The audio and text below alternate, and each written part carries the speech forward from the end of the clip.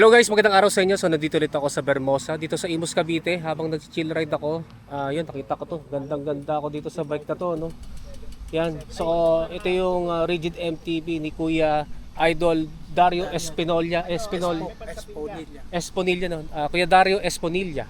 Yan. First time ko kasi na siya nakita, tapos yun na, nakita yung kanyang poging-pogi na Rigid MTB. So ito naman yung ibabike check natin for today. Yan. So, before tayo mag-start pala Kuya Dario, no, bigyan niyo lang ako ng konting background dito sa Rigid MTB nyo. Kailan niyo po ba na-build to? Mukhang bagong-bago pa eh.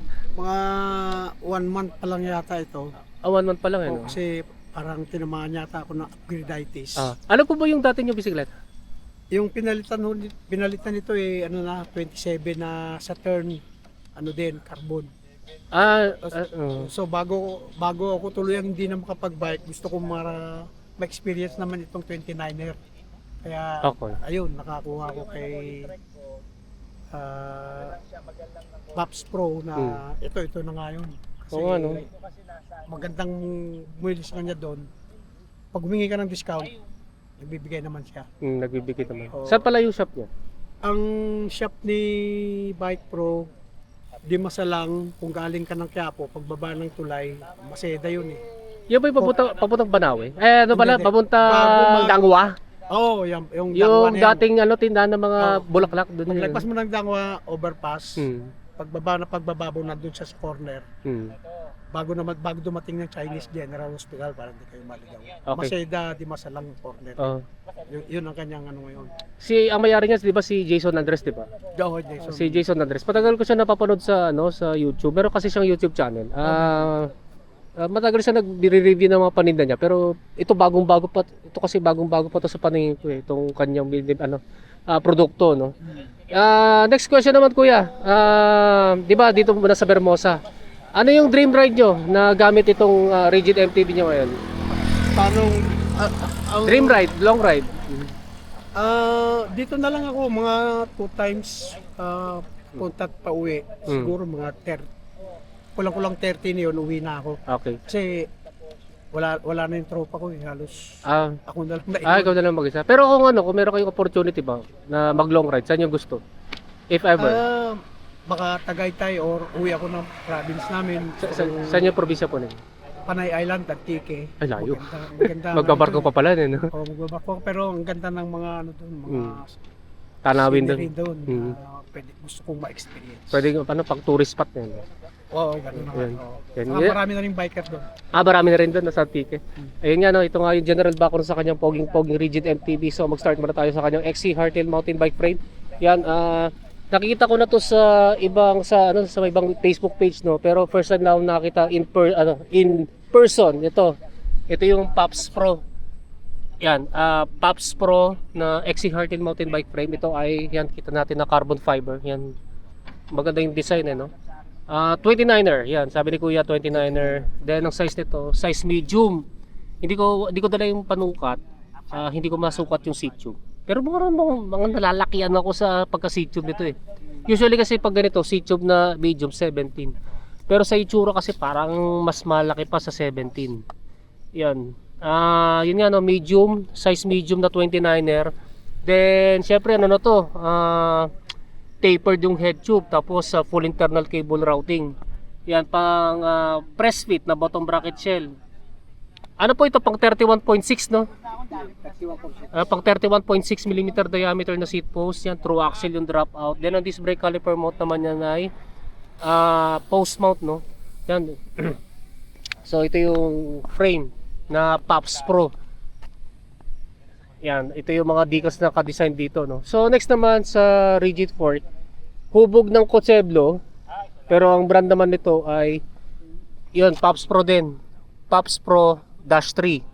Hindi ko na matiyak kung 27.5 o 29er. Kasi sa 20, parang ito kasi yung 20, ito kasi suspension corrected for sure. Meron na ako na i-bike check dati ng mga ganito, na kamukha nito. Tingin ko 27.5 na suspension corrected. Kasi parang ganito rin yung clearance dito sa gulong na to, no? O 29er. Yan, 29er.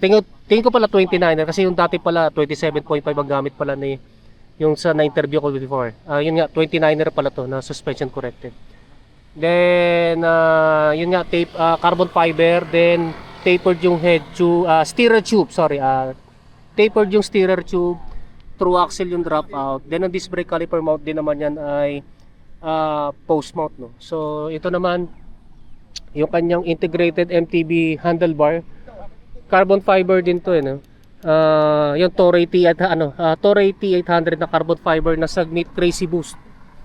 Yan, Sagmit Crazy Boost na estimation ko na lapad nito mga 740 ang lapad. Yung stem length nito malamang nasa 70 or 80 mm. Then yung angle, tingnan ko yung angle, mga -7 degree. Yan. Then ito wala nakalagay na brand, no, na silicone grips, pero kakaiba to sa silicone grips na unbranded na budget ko before. Yan, maganda kasi parang mukhang mas premium quality. Then yung tapered headset, malamang kasama na to sa stock ng Pops Pro. Then sa seat clamp naman, tangke na aluminum, Allen type yan, 34.9 mm ang diameter. Yung kanyang seat post naman, yan, carbon fiber din na Saturn. Wala nakalagay na model, no, Saturn lang. Carbon fiber T800 din na 400 mm ang haba, 31.6 mm ang taba na zero setback na may dual ball clamping system. So next naman itong kanyang saddle, yan, ito yung Labici na walang butas sa gitna, malambot and flexible, then steel railings. Yan, ito yung kanyang saddle, no. So proceed naman tayo sa kanyang drivetrain. Yun nga, pambansang drivetrain ito, 1x, so wala kayong makikita na front shifter, front derailleur at saka extra chain rings. Ito ay Shimano Deore XT, pero ito dito sa drivetrain M8000, yan, M8000 na 11 speed, yan, 1x11 speed, yan, M8000. Then sa crankset naman niya, yan, Shimano Deore XT, pero ito naman, ito yung M8100 naman ito, kasi nga pang 12 speed na to yung kanyang chainring. Ang tip nito is 32T na direct mount, yan, 170 mm ang crank arm. Then naka press fit na threadless, press fit threadless na bottom bracket, no. Then sa meron pala siyang naka-install na chain guide. Tingin ko tawag ko dito chain guide para hindi maiwasan yung chain drop. Then sa sa flat pedals niya, yan, Mountain Peak XC V23 na MTB clipless pedals. Sa chain naman, Shimano HG701 na pang Deore XT at saka Shimano Ultegra na 11 speed. Then ito naman, yan, kita natin na Shimano Deore XT na M8000. Yan, CSM 8000 na 11 speed na 1142T. Yan, 1142T. Then next naman, ito kanyang RD. Yan, tingin ko Shimano Deore M8000 to na 11 speed. Yan, so ito yung sa drivetrain setup na kanyang poging Pops Pro na rigid MTB. Sa wheelset naman, ito yung kanyang gulong, Chaoyang, pero walang nakalagay na model, wala akong mahanap. Chaoyang lang na 29x2.0. Tingin ko wire bit ito. Yan, wire bit ito. Then next naman, ito yung kanyang rims, WTB STP I25 na aluminum double wall and 32 holes. Ito namang spokes nipples niya, ito yung DT Swiss daw ito, DT Swiss. So mas sosyalin pa to kaysa dun sa Pillar, at saka tingin ko mas magaan din to. Yan. Next naman, ito yung weapon animal. Yan, boost, naka-boost. Ito yung binebenta sa bike shop namin. Ito, pagkaalam ko, ito yung panlaban sa sa katapat ng Speed 1 Sniper. Yan, 150T na fully ratchet. Yan. So, i-check natin yung tunog nito kapag naka free wheel. Palakas din. Parang Speed 1 Sniper. Pero ito tingin ko parang mas ano to eh, parang mas smooth. Oo. Mas smooth to kaysa doon sa Speedball Sniper. Kasi sa Speedball Sniper talagang ano eh. Parang ano na, no? Parang hinikpitan talaga eh, no? Para lumakas. Dito to parang suwabe. Maingay pero medyo mas suwabe kasi doon sa Speedball Sniper. Oo. Yan, ito yung tunog ng Weapon Animal Animal. MTB hubs kapag naka free wheel. Dahil lasa lang sa kanyang brake set. Yan, Shimano Diore XT. Ito naman ay M8100.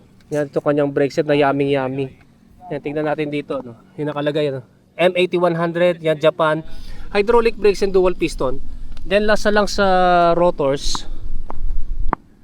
Yan, tingnan natin yung rotors. Yan, ito yung Shimano Diore. Alam ko Diore XT to eh, na yan, RT86. Pagkabasa ko RT86 na parang ito ay 180. Parang 180 to kasi malaki eh. Pero doon 160. Yan, parehas na floating and ball type disc brake rotors. Yan, so ito yung ano no, ito yung Pops Pro na poging-pogi na carbon fiber rigid MTB. Kuya, magkano pala yung total estimated cost nito? Siguro nasa 70K. Around 70K, no? Then natimbang ko na to kanina, nasa ano lang to, 10.49. So halos 10.5 kilograms lang itong kanyang Pops Pro na rigid MTB na carbon, no? Carbon yung frame set, tsaka yung cockpit, no? Tsaka yung seat post. Yan. So that's it for this video. So sa wakas nakapag-bike check na rin ako nito. Gusto makapag-bike check nito eh. Naswertehan ko lang si Kuya nandito. Yan, so yun nga, kung meron kayong tanong regarding dito sa kanyang poging rigid MTB, i-comment na lang ninyo sa comment section down below.